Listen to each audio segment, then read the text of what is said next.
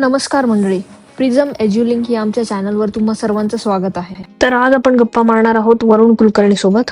वरुणचं 10वी पर्यंतचं शिक्षण जळगाव जिल्ह्यातल्या चाळीसगाव या तालुक्यात झालं. पुढे 12वी नंतर त्याने IIT खरगपूर मधून आपलं इंजिनिअरिंगचं शिक्षण पूर्ण केलं.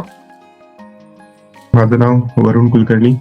मी चाळीसगाव इथून 10th पास केलं अभिनव शाळेतून आणि मग 10वी नंतर मी पुण्याला गेलो. 11वी 12वी 2 वर्ष पुण्याला होतो. तिथे सायन्स स्ट्रीम घेऊन PCM ठेवलं होतं आणि IIT ची प्रिपरेशन केली. एम प्रकाश कोचिंग क्लासेस होते त्याच्यात एनरोल करून 2 वर्ष तिथे केलं. मग माझा IIT 897 रँक आला. मला खडगपूरला इलेक्ट्रॉनिक्सला ऍडमिशन मिळाली. तिथून पुढे 5 वर्ष मी खडगपूरला होतो. तो ड्युअल डिग्री कोर्स होता, BTech प्लस MTech इलेक्ट्रॉनिक्स मध्ये आणि स्पेशलायझेशन एम्बेडेड सिस्टीम्स मध्ये. 5 वर्ष खडगपूरला केले. त्याच्यानंतर मला ऑन कॅम्पस जॉबची ऑफर आली इंटेलची. ती 2018ला मी इंटेलची ऑफर घेतली आणि मग बँगलोरला शिफ्ट झालो.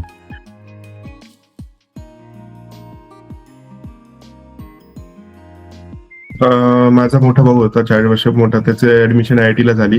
तर त्यांनी या कोचिंग थ्रू गेला होता, तो 11वी 12वीच्या IITच्या कोचिंग थ्रू. तर त्यांनी सांगितलं की याच्यात बरेचसे टॉपिक्स असतात जे 8वी 9वीचं खूप सिलेबस इमॅच्युअर असतो, पण 11वी 12वीच्या ह्याच्यात खूप टॉपिक्स एक्स्ट्रा आहेत जे तिथले पोरं किंवा सिटीतले मुलं त्यांना आधी शिकवले जातात. ते तिथल्या कोचिंगला किंवा तिथल्या क्लासेसमध्ये हे टॉपिक्स आधी शिकवले जातात. तर त्याचा तू आधीपासनं एक 8वी 9वी 10वीत असताना 11वी 12वीच्या सिलेबसचा एक एक्सपोजर घे, म्हणजे तुला नंतर लॅग वाटणार नाही किंवा नंतर जे कॉम्पिटिशन असते त्या मुलांसोबत त्यांना हे आधी शिकवलेलं असतं सिटीमध्ये. तर ते तू आधी त्याचा एक्सपोजर घे किंवा ते वाचायला किंवा ते कुठून तरी शिक, असं तो म्हटला होता. तर त्याच्यामुळे मग मी 9वीत असताना 11वीचे फिजिक्स आणि मॅथ्सचे क्लासेस आपल्या चाळीसगावातच सर वानखेडे सर आणि जोशी सर त्यांच्याकडे जायला लागलो. तर तिथे फिजिक्स आणि मॅथ्सचं 11वी 12वीचे क्लासेस 9वीत असताना 11वीचे केले आणि 10वीत असताना 12वीचे जॉईन केले होते. तर त्याच्यामुळे थोडं वरच्या लेवलचं एक्सपोजर मिळालं की जे नंतर तो जो गॅप असतो शाळेत सिटी आणि गावातला, तो गॅप थोडासा ब्रिज व्हायला मदत होईल म्हणून ते वाचायला सुरुवात केली होती. आणि घरी पण आपलं आता स्टेट बोर्ड होतं अभिनवला, तर मग मी CBSE चे बुक्स आणून ते पण वाचायला सुरुवात केली होती की बाकीचे मुलं जे CBSE मीडियम मध्ये असतात, ICSE मीडियम मध्ये असतात ते काय शिकतात किंवा त्यांच्याशी आपल्याला अल्टिमेटली कॉम्पिटिशन करायची आहे, तर त्यांना काय काय वेगळं माहिती आहे तर ते आपण आधी पुस्तक आणून ते वाचायला सुरुवात केली होती. आणि मग आपण 9वी 8वी 9वी ते NTS MTS वगैरे त्या कॉम्पिटेटिव्ह एक्झाम्स दिल्या, त्याचा पण बराच फायदा झाला त्याच्यामुळे मग सरांकडे जायचो तेव्हा डिस्कशन व्हायचे. तर ते पण सर HC वर्मा वगैरे इंट्रोड्यूस करायचे 9वीतच आपल्याला. तर तो एक चांगला भाग होता की म्हणजे नॉर्मल आपल्या स्कूल टेक्स्टबुक किंवा जो डिफायनेट सिलेबस आहे त्याच्यात न राहता त्याच्यापेक्षा बाहेरचं थोडं एक्सपोजर घेतलं की मग तो आपला जो ब्रिज बनायला मदत होते, तो गॅप आहे सिटी किड्स आणि आपल्या त्याच्यानी हेल्प झाली थोडी. मी जॉईन केला होता एम प्रकाश अकॅडमी. तर त्यांनी पहिल्याच दिवशी पेरेंट्सची आणि स्टुडंट्सची मीटिंग घेतली आणि ते सर म्हणजे फार असे स्ट्रिक्ट आणि एकदम ब्लंट टाईप होते. त्यांनी पहिल्याच दिवशी सांगितलं की आमची रिक्वायरमेंट आहे की तुम्ही at least per day 10 to 12 hours स्टडीसाठी द्याल. जर तुम्ही ही कमिटमेंट आता day 1 ला देत असाल तरच तुम्ही जॉईन करा पुढच्या वर्ष, नाही तर मी आता तुमची पूर्ण चेक फी परत करायला तयार आहे. जर तुम्हाला ही कमिटमेंट होत नसेल तर मला याची अपेक्षा नाही, फीची अपेक्षा नाही, तुम्ही परत जाऊ शकता. आणि एवढ्या स्पष्टपणे त्यांनी एकदम म्हणजे दटवल्यासारखंच सांगितलं की तुम्हाला पुढचे 2 वर्ष सगळं तहान भूक घरदार विसरून दिवसातले 10 ते 12 तास तुमचा स्टडीसाठी गेला पाहिजे. ही कमिटमेंट तुम्ही देत असाल तर जॉईन करा. म्हणून मग तिथले सगळे जे मुलं होते त्यांचा एन्व्हायरमेंट किंवा माइंडसेट तोच होता की ठीक आहे आता आपल्याला दिवसभर अभ्यासच करायचा आहे. आणि म्हणून ते मग शेड्यूल असं होतं की सकाळी 7 ते 9 7:30 ते 9:30 क्लास असायचा. 7 ते 9:30 अडीच तासाचा क्लास असायचा. त्याच्यानंतर दिवसभराचा वेळ जवळपास याच्यासाठीच होता सेल्फ स्टडीसाठी. तर 7:30-9 ट्रॅव्हल टाइम होता माझा क्लासला जायला. 10-11 पर्यंत आलो फ्रेशन अप होऊन, मग 11-12 पर्यंत परत अभ्यासाला बसायचो. ते इन्क्लुडिंग लंच ब्रेक 4 ते 5 पर्यंत संध्याकाळी नॉनस्टॉप फक्त अभ्यासच करायचो. मग त्याच्यात सेल्फ स्टडी झाला, होमवर्क झाला आणि नेक्स्ट असाइनमेंट झाली किंवा पुढच्या दिवसाचं काय ते झालं, सगळं झालं.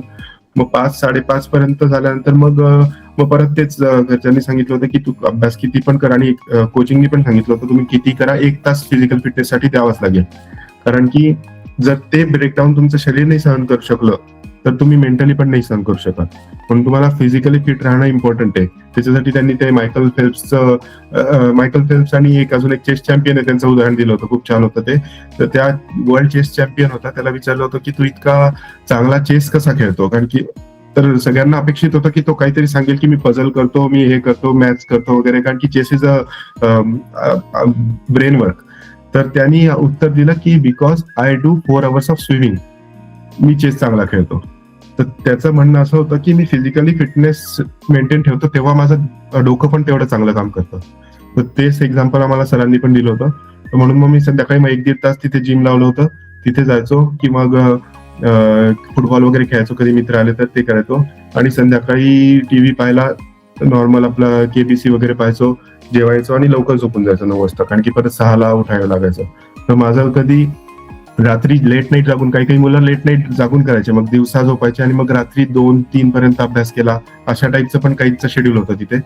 तर माझ्याकडनं रात्रीचा अभ्यास नाही होत जास्त, माझ्याकडनं दिवसाचा व्हायचा. म्हणून मग मी रात्री लवकर झोपायचो, सकाळी क्लास करून मग दिवसभर दुपारभर अभ्यास करायचा ट्राय करायचो. आणि मग संध्याकाळचा वेळ रिक्रिएशनल फिटनेस आणि मग जेवण आणि थोडंसं गप्पा वगैरे त्याच्यासाठी ठेवायचो.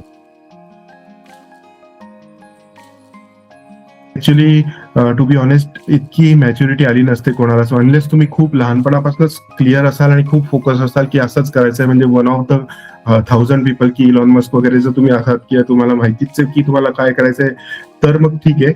पण 11वी-12वीचा मुलगा इतका मॅच्युअर नसतो माझ्या हिशोबाने की तो हे डिसिजन स्वतःच्या ह्याच्याने घेऊ शकतो. तर बेटर आहे की तुम्ही कन्सल्ट करा. आता माझ्या केसमध्ये माझा भाऊ होताच, तो सिनियर होता, IIT खडगपूरलाच होता. तर त्यांनी पण गाईड केलं की कुठली ब्रांच वगैरे किंवा कुठलं कॉलेज कसं चूज करायचं.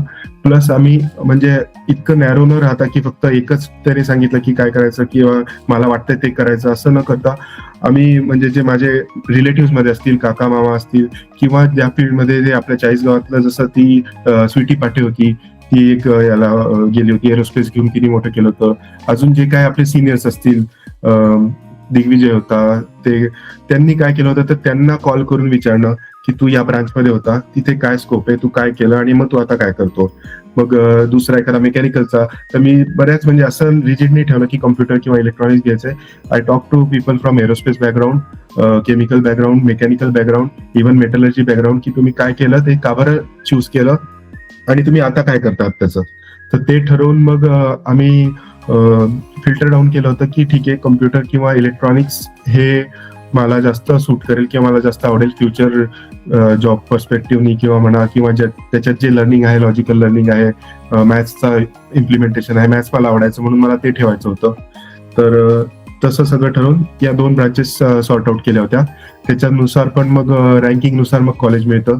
मग त्याच्यात कॉम्प्युटर वगैरे मिळत असेल तर मग मला न्यू IITs मध्ये मिळत होतं, मग compared to electronics old IIT मध्ये मिळत होतं. मग त्याच्यात काय चूज करायचं, त्याच्यासाठी पण मग बऱ्याच दोन्ही IIT इंदोर, IIT भोपाळ वगैरे इथल्या लोकांशी पण कॉन्टॅक्ट केला की तिथलं तुमचं कसं आहे, रुडकीचं कसं आहे, मंडीचं कसं आहे, तिथे तुम्हाला काय एक्सपिरियन्स आहे. म्हणजे असं नॅरो नाही ठेवायचं की हे म्हणतात की जुने चांगले म्हणजे तेच चांगले असतील, नवीन पाहिजेच नाही, असं नाही. त्यातल्या लोकांना विचारायचं की तुम्हाला काय अनुभव आला तिथे तुम्हाला एक्सपोजर मिळालं का, तिथे कंपनीज येतात का प्लेसमेंटसाठी, त्या सगळ्यांशी बोललो.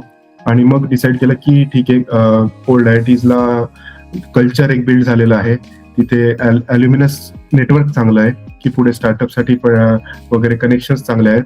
आणि एक कॉलेज कल्चर असतं, हॉस्टेल कल्चर असतं, ते चांगलं बिल्ड आहे. आणि प्लस ब्रांच पण आवडती, म्हणजे कम्प्युटर किंवा इलेक्ट्रॉनिक्स पैकी मिळते, म्हणून मग ते डिसाईड केलं. फॅमिलीचं कॉन्ट्रीब्युशन आहेच, कारण की त्यांनी तर ते डॉक्टर बॅकग्राऊंड असताना त्यांनी जनरली असं होतं की ते थोपवतातच मुलांवर, आपले हे असतातच ते असताना. आणि मोठा मुलगा डॉक्टर साईड सोडली होती ऑलरेडी, तर लहानाकडनं जास्त एक्सपेक्टेशन होते की आता हा तरी जॉईन करेल.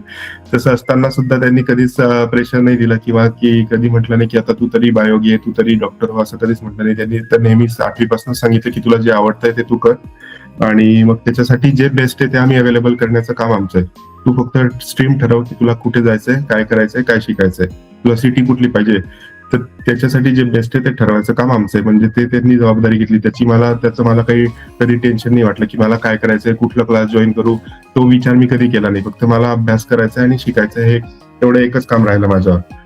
शाळेतल्या शिक्षकांचं, शाळेतल्या ग्रुपचं तर तसं आपला 8वी पासून 9वी पासून जो एक ग्रुप चांगला स्टडी सर्कल तयार झालं होतं. 5-6 मुलं, 5-6 मुली जे कायम सरांकडे जायचे. आर पाटील सरांनी पण खूप गाईड केलं. त्यांनी पण कायम सांगत राहायचे की कुठले पुस्तकं वाचायचे, त्यांच्याकडे जे पाहिजे ते पुस्तक अवेलेबल असायचं.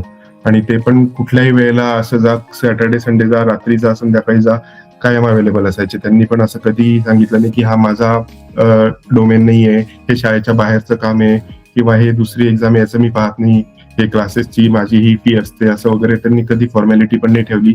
कायम आपण त्यांच्याकडे जाऊन असायचो. तिथे जे डिस्कशन्स व्हायचे ते करिक्युलर आणि एक्स्ट्रा करिक्युलर पण, ते पण खूप म्हणजे दुसऱ्यांचे विचार कळायला आणि त्याच्याने खूप मदत झाली. म्हणजे त्याच्याने फाउंडेशन बिल्ड होतं, कॉन्फिडन्स बिल्ड होतो. एक ग्रुपमध्ये बोलायचा किंवा आपलं मत मांडायचं की चूक असेल तर चूक असेल, पण सर मग ते कधी जज नाही करायचे.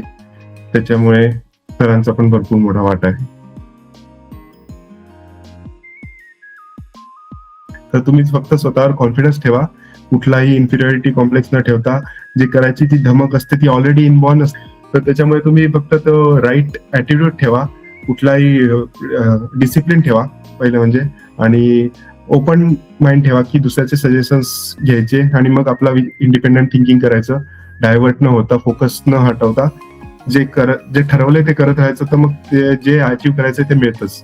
वरुणच्या प्रवासातून 2 महत्वाच्या गोष्टी आपल्याला शिकायला मिळतात. जर ध्येय मोठं असेल तर लवकरात लवकर तयारी सुरू करावी, आणि दुसरी महत्वाची गोष्ट म्हणजे मेंटल फिटनेससाठी फिजिकल फिटनेस ही अत्यंत क्रिटिकल आहे. हा व्हिडिओ तुम्हाला आवडला असेल तर नक्कीच लाईक करा आणि शेअर करा. असेच व्हिडिओ अजून बघत राहण्यासाठी आमच्या चॅनलला सबस्क्राईब करा. तुम्हाला काही क्वेश्चन्स असतील किंवा भविष्यात कोणत्या प्रकारचे व्हिडिओ तुम्हाला बघायला आवडतील हे आम्हाला कमेंटद्वारे नक्की कळवा.